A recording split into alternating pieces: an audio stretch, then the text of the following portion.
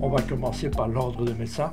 Oui. Tu n'as pas été le seul médecin à avoir des problèmes avec l'ordre des médecins. Non, mais j'étais le seul qui a été suspendu 9 mois. Voilà, donc je rappelle qu'il y a pas mal que tu es le seul à être suspendu. Non, effectif, quoi. Effectif. Oui, ouais. On en est où dans l'ordre des médecins, alors, si on peut faire... Mais en réalité, cette suspension de 9 mois, c'est l'accumulation de dénonciations calomnieuses. L'ordre étant plus du côté de l'État que de notre façon de travailler, on dérangeait. Donc voilà, dénonciation calomnieuse, on m'a reproché les tests rapides. Là, je prouverai au tribunal en 2025 que j'avais raison.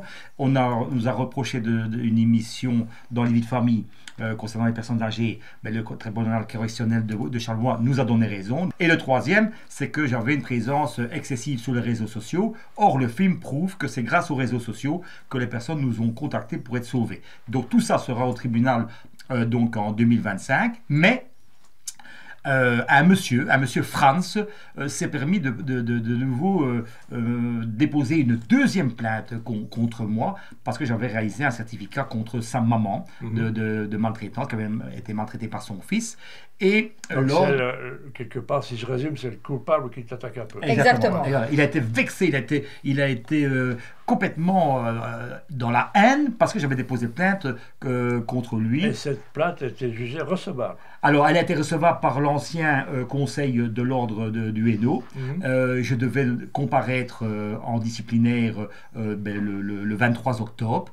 Mais pour finir, grâce au travail de Alain Cognon et de Maître Modicamen, il s'est avéré que ce n'est pas un certificat, mais c'est juste une attestation. Il s'est avéré que cette dame a été après aux urgences de l'hôpital qui a confirmé mon constat de lésions et de coups.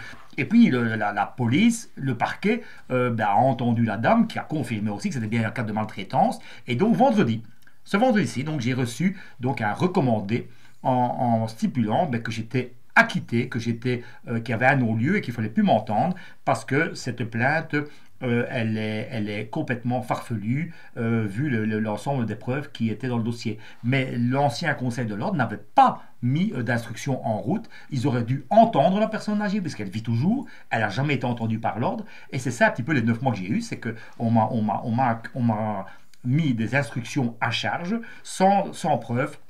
Sans me considérer comme la présomption d'innocence était complètement injuste. Bafouée. Comment il vit ces 9 mois, Elisabeth, où il ne peut plus exercer? Oui, il faut savoir que David, à la base, avait pris 2 ans. Donc on a fait appel, il a pris 9 mois sur Bruxelles. David l'a très mal vécu. J'imagine. Je n'ai pas peur de le dire aujourd'hui, pendant plus ou moins 3 à 4 mois, il était très mal. Il a été suivi, il a été mis sur traitement médicamenteux. Parce qu'il n'était vraiment pas bien du tout. Donc je trouve quand même honteux et malheureux de voir que certaines personnes ont pu faire des dénonciations calomnieuses sur un humain. Et là aussi, c'est de la dignité, sur des choses qu'il n'avait pas faites. Il n'y a personne qui t'a tendu la main? Tu as été aidé par d'autres docteurs? J'ai été pris en charge par le docteur Frédéric Goareger, que je remercierai mille fois Frédéric. Franchement, merci à lui. Il m'a pris en charge, il m'a écouté, il m'a surtout dit, David, ne fais pas ce que ton frère a fait. Donc, pas de suicide, pas de vraiment d'acte vraiment... je vais dire irréversible. Et donc, il m'a, avec Elisabeth, avec notre fille et avec Frédéric Goareger, parce que c'est quasiment presque le seul qui m'a vraiment entouré et il m'a reçu. Merci. Adresse-toi à Fred, il nous regardera. Fred, je sais que tu es aussi poursuivi, persécuté, harcelé, mais on est tous ensemble aussi avec toi. Mais en tout cas, ce que tu lui as fait pour nous, jamais je l'oublierai. On est dans un contexte où effectivement, tu continues à faire ce que tu faisais avant. Il y a toujours un véhicule qui va vers les gens, c'est un peu la Gardère. Raconte-nous un peu comment ça se passe alors. Aujourd'hui, en réalité, avec toute l'expertise que nous avons, parce que cabinet médical mobile, un téléphone quand même qui est national et gratuit, on a quand même 0800 12 505, c'est pour SOS, qui date depuis 2018. Nous avons donc quand même une vingtaine de réalisations, mais aujourd'hui, nous avons un enfant de 10 ans, nous avons une petite fille de 10 ans, Marie. que j'embrasse. Mais on voit maintenant que les enfants sont en danger, hein, donc des agressions, des agressions sexuelles, physiques. C'est hallucinant. Donc, vous m'avez dit en arrivant, ils font 5 cocaïnes. Donc c'est un peu de la self-défense. Oui, c'est ça, bien sûr. Pour les personnes âgées, pour les jeunes. Et je trouve ça incroyable. Cette défense pour les enfants, pour les femmes battues, hein, parce que les femmes ont besoin d'aide aussi, et pour les personnes âgées, c'est-à-dire quand on dit self-défense, c'est pas toujours évidemment donner des coups ou se défendre, c'est aussi avoir un mental de dire, ne montre pas ton portefeuille à la caisse d'un magasin, ne montre pas qu'on peut t'agresser pour cela, ne provoque pas la personne inutilement, et surtout ne réponds pas à des personnes inconnues qui s'arrêtent à ta hauteur pour rentrer dans une voiture ou pour... Dans les enfants, comment est-ce qu'on peut résumer à un moment, parce que les enfants c'est une naïveté, qu'est-ce qu'on peut dire en faisant du self-défense comme ça un peu? Mais d'abord, il y a d'abord des premiers gestes de défense qui peut donner un coup pour pouvoir s'enfuir, et deuxièmement, ne faire confiance en personne que l'enfant ne connaît pas. Donc ça veut dire fuir le danger et ne pas accepter des inconnus qui viennent. Et surtout crier tout de suite. Des enfants, crier très fort. Crier très fort, oui, voilà, pour qu'on voie que l'enfant est en danger, que quelqu'un puisse agir. Oui. Je crois que ça se passe régulièrement pour les personnes. Et être attentif au monde extérieur, parce que notre fille de 10 ans, avant ses premiers cours de self-défense, elle était tellement naïve, elle avait tellement confiance en notre société, à la rigueur, elle ne va pas voir le mal nulle part. Alors maintenant, on lui montre quand même des articles, on lui montre quand même des délits et des faits divers. Et je dis Marie, je dis Marie, tu vois, regarde, cette petite fille, elle a eu ça. Ce petit garçon, il a eu ça. Elle me dit, papa, t'as raison, je vais me défendre. La façon dont on explique à l'enfant, c'est quand même pour lui sauver la vie. Or, alors Marie, elle sait que depuis 10 ans, on se bat pour les autres. Donc notre combat, elle le connaît. Et donc elle se dit, c'est bien, mes parents s'occupent de moi maintenant aujourd'hui pour que il ne m'arrive rien demain.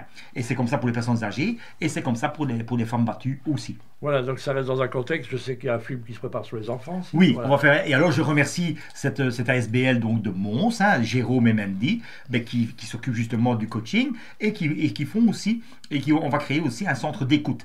Et d'ailleurs, elle va appeler ce centre d'écoute venez exprimer vos mots avec MOTS. Quand vous avez des mots MAUX. Et donc, il y a un centre d'écoute pour voir vraiment libérer cette souffrance qui sont en eux, parce qu'il y a des personnes qui, des fois, ils sont en souffrance et ils savent l'exprimer en personne. Et donc, on est là pour tendre la main à toute personne qui est en souffrance et en privation de dignité. Encore la dignité. Voilà, je sais que tu te balades un peu, tu te renseignes. J'imagine que ce que vous connaissez à Mons et ce qu'on a en Belgique, c'est un peu partout dans le monde. C'est partout. Donc il n'y a pas une exception, on ne fustige pas. Non. La seule chose que je dis, c'est que tout ce qu'on a vécu jusque maintenant, on sait que c'est invisible.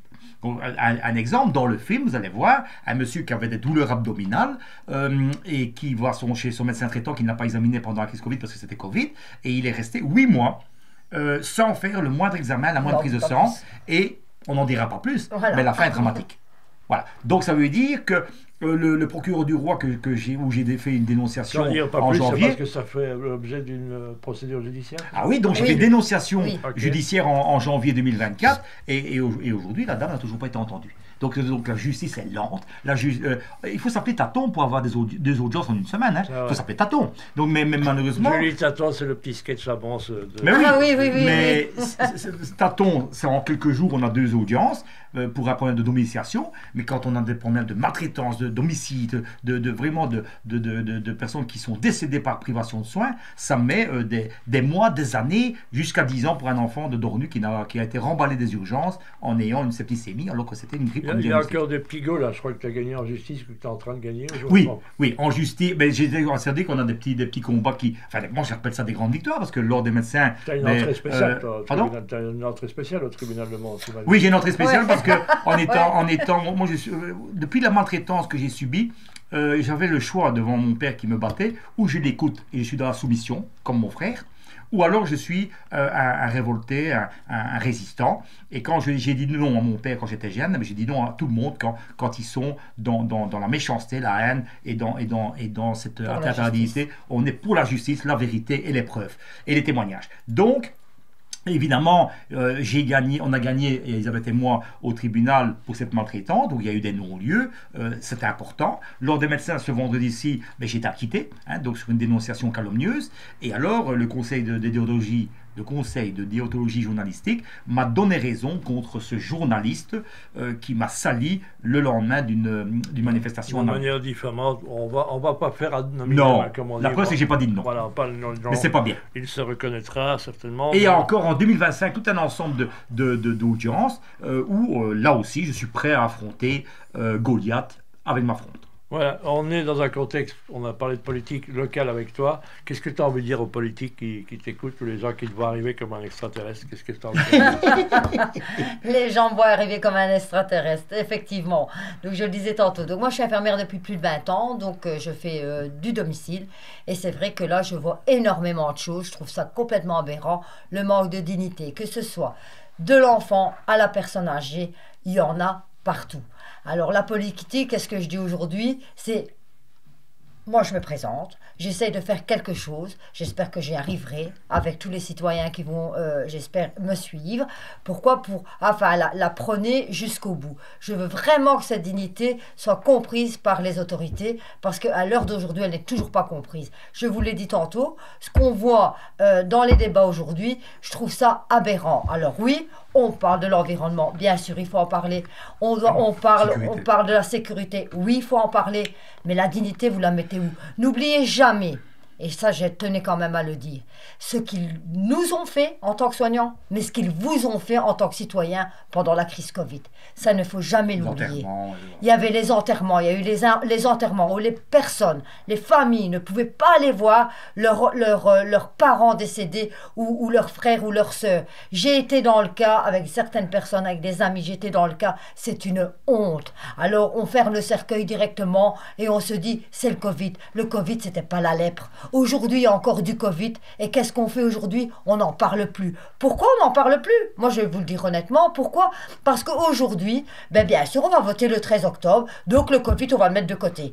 Parce que aujourd'hui, c'est beaucoup plus la politique qui est importante que le citoyen. Et je trouve ça quand même honteux. Mais sur leur affiche, il n'y a quand même pas le numéro de téléphone. Hein.